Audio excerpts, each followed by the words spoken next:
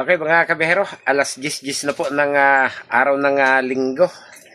So kinakailangan na po nating magluto. Magluluto po tayo ulit ng dinuguang bikol. So ayan, bumili po tayo ng kaunting baboy. Halagang 200 piso po yan at atin na po siyang napakuluan. At ito na po yung ating kinudkod na nyug na tinutungan. Sa kawali lang po natin siya tinutong at syempre inihanda na rin po natin yung ating mga gagamiting ricado. Ayan, may tanglad, may siling green, may paminta, may laurel, may seasoning, may luya, may sibuyas, at may bawang mga kabihero. So tara, at simulan na po natin magluto para pag gising po nitong ating mga kasamahan, maayos na po nating naluto yung kanilang iuulam. So mga medyo na puyat po at si Del's Corner ay galing sa simbahan. Nagsimbang gabi po siya. Wala pang palya? No. Wala pang absent. Nagising sa ingay natin. Mga kabihero, yan po yung dugo na kasama doon sa binili nating baboy. So bumawas po tayo ng isang bowl. At ito po yung una nating gagamitin na pampiga po dito sa ating sinunog na nyog instead po na tubig mga kabihero. Ayan, so yung unang gata. Yan po yung ating gagamitin, yung dugo. At pag nakuha na po natin yung pinakangkakang gata, isusunod naman po nating ipiga doon po sa dami ng dugo na yon. I-estimatein lang po natin dahil kaunti lang naman po yung ating karning baboy na lulutuin mga kabiyahero. Okay, ito na po yung ating pinakangkakang gata. Hindi na po siya kulay puti dahil nga po dugo yung ating pong ipinangsabaw sa kanya mga kabiyahero. Ayan. So kapag malapit na pong maluto, iyan na po yung ating gagamitin. Yung pong sapal ng nyog, gagatayin naman po natin doon sa iba pang dugo, pampalambot. Ayan.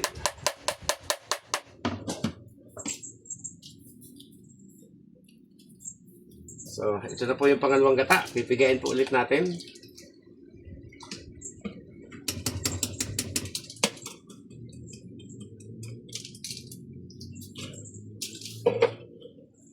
So, imimikos-mikos na po natin. Huwag po kayo mag-alala. Naghugas po ako ng aking kamay nung nakaraang linggo, mga kabiyahero. Uy, tilapon. So, ayan, katulad ng dati. Dinugo ang bikol. Sinunog yung nyog para mas mabango po yung aroma ng ating beef stew recipe, mga kabiyahero.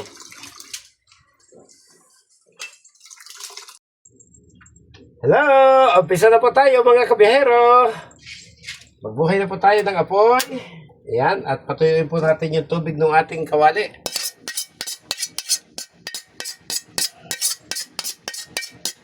So makailang ulit na po tayong nagbahagi sa inyo ng dinuguan na recipe. Kaya lang wala po tayong ibang maiulam ngayon.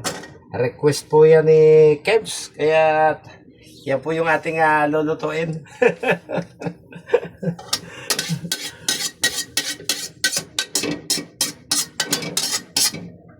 Kasintabi po sa mga kasapi ng Team Lintek na bawal sa kanilang paniniwala ang dinuguan. Pasintabi na lang po. Hindi ko po ito ginawa para kayo po ay kutyain. Ito po ay bahagi ng aming paniniwala na para sa amin ay hindi naman po bawal ang pagkain na may dugo. So, pasintabi na lang po sa inyo. Okay? Mainit na yung kawali. Lagyan na po natin ang kaunting mantika. At magsisimula na po tayong mag-isa ng ating mga ricado, mga kabiyahero.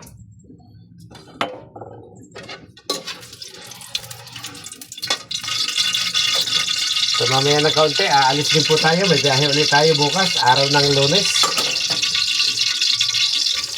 Mukhang may Christmas party po tayong siserbesan ulit bukas ng umaga.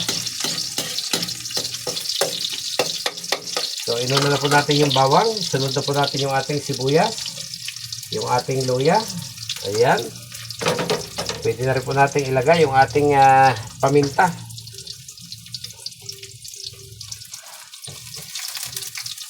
At hintayin po natin siyang mag golden brown bago natin isangkot na yung karne na atin na pong pinakuluan.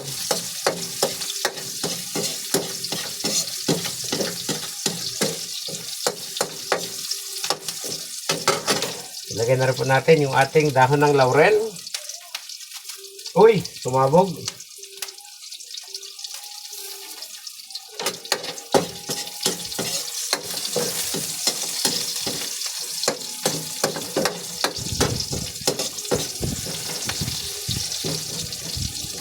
Yan, ilagay na rin po natin yung ating karne ng baboy.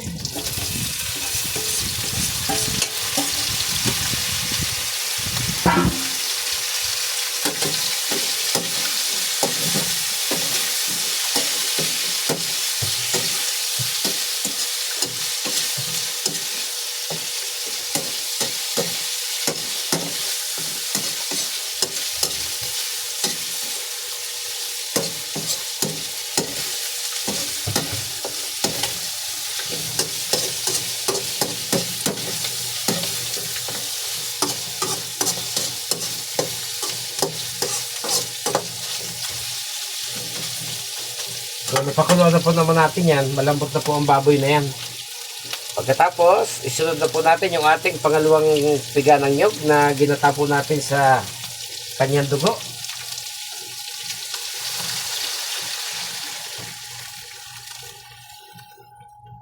Ayun. Nilagyan na rin po natin yan ng suka kanina. Pagkagaling po natin sa palengke. Para hindi naman po mamuyo yung dugo. Ayun. So, nung may lagay na po natin yung dugo, sunod na po natin yung ating tanglad. At ito pong ating dalawang ceiling green.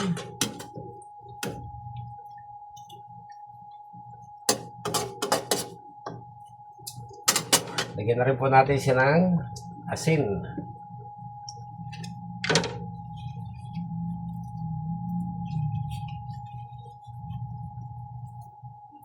So, ayan, kaunting asin lang po at maglalagay po tayo ng kaunting patis.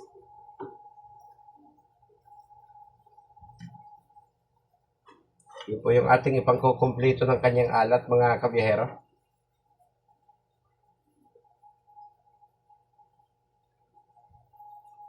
Ayun. Mikos-mikos ulit.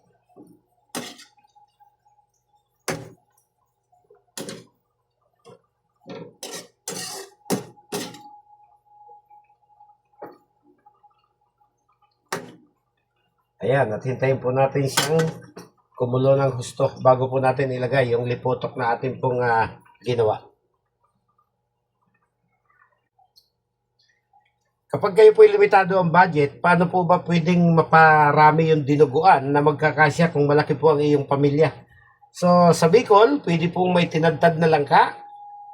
Mayroon naman po, halimbawa, nandito kayo sa Metro Manila at walang langka, ay pwede rin po yung macaroni. Yung macaroni na parang nakabaluktot na ganon. So, maganda rin po siyang ihalo sa ganito. Sa ibang lugar naman po, ang ginagamit nila ay yung hilaw po na saging na saba na tinatadtad din po. At inihahalo po nila sa dinuguan, lalo kung marami po yung kakain. Eh, wala naman pong nagbabago sa lasa at mas nagmumukha nga pong masarap kapag mayroon pong mga ganon. Kaya lang, ilan lang naman po kaming kakain, 3. So, okay na po itong halagang 200 na hindi na po natin lalagyan ng mga extender at kung ano-ano pang sahog, mga kabiyahero. Pero pwede nyo pong subukan yan. Kung marami po kayong membro ng pamilya at talagang limitado lang ang budget, ay pwede nyo pong haluan yan ng kung ano-ano na hindi po masasakripisyo yung lasa, mga kabiyahero.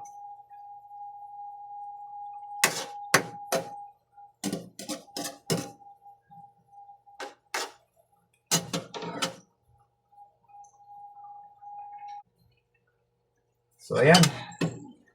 Pwede na po natin ilagay yung ating kakanggata, mga kabihero. Lakasan na ulit natin yung apoy.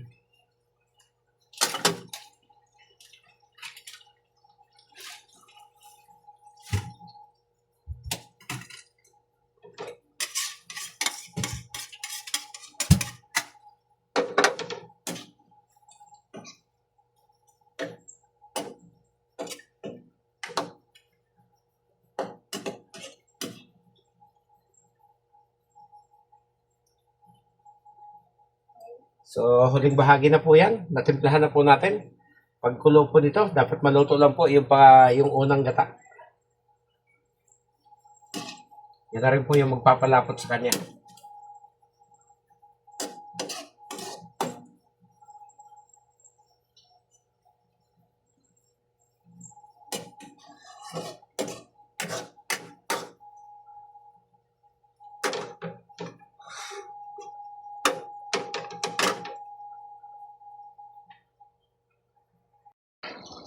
So, okay na po siya mga kabihero. Hinihintay lang po natin medyo maiga-iga po siya ng kaunti. Yan po yung resulta ng halagang 200 pisong karning baboy para sa isang putahe na dinuguan mga kabihero. At bago po tayo tuloy magpaalam, karagdagan tip lang po ulit. Yung pong pinagpakuluan ng baboy, linisin po ninyong mabuti bago po ninyong pakuluan. At pagkatapos ay lagyan po ninyo ng rekado at instant, mayroon pa po kayong karagdagang ulam. So masarap po yan na sabaw mga kabiyahero. So hanggang dito na lang po at maraming salamat sa inyong muli mga kabiyahero. Team Lintik, see you soon. Bye bye.